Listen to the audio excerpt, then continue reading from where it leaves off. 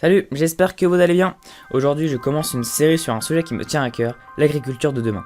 C'est vrai, comment subvenir aux besoins alimentaires grandissants de l'humanité tout en préservant notre santé, notre planète et le respect animal. En parlant des animaux, ce sont eux qui seront au sujet de ce chapitre. C'est vrai, à force de mener une guerre d'arguments contre les carnistes, nous, les végés, nous oublions souvent que les animaux sont indispensables pour une agriculture durable. Je vais vous expliquer tout ça.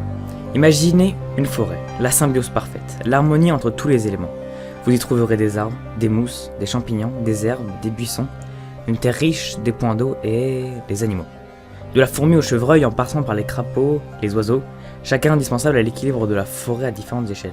Par exemple, les oiseaux réguleront les insectes pour ne pas dévaster la végétation.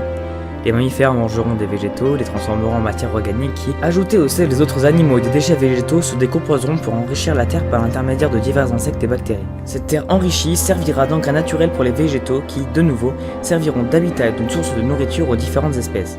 C'est tous ces mécanismes qui permettent à la nature de ne pas avoir utilisé des pesticides destructeurs.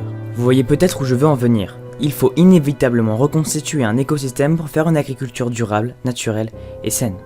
Les herbivores, tels que les chevaux, les bovins, les chèvres, les moutons, remplaceront les herbicides et leurs déjections remplaceront les engrais chimiques. De plus, les poules produiront des œufs, les abeilles du miel, tout cela gratuitement sans commettre d'horribles meurtres et d'inimaginables tortures pour augmenter la productivité. En pratiquant ces méthodes, nous apprendrions à évoluer dans un monde non pas conquis par l'homme, mais apprivoisé, où nous cohabiterions avec des espèces d'animaux respectés et épanouis.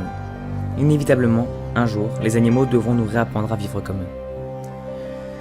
Je n'aspire qu'à une chose, vivre dans un monde où toute personne humaine et non humaine seront considérées comme égales dans un environnement intact et sain. Ce monde n'existera pas sans vous, rejoignez-nous.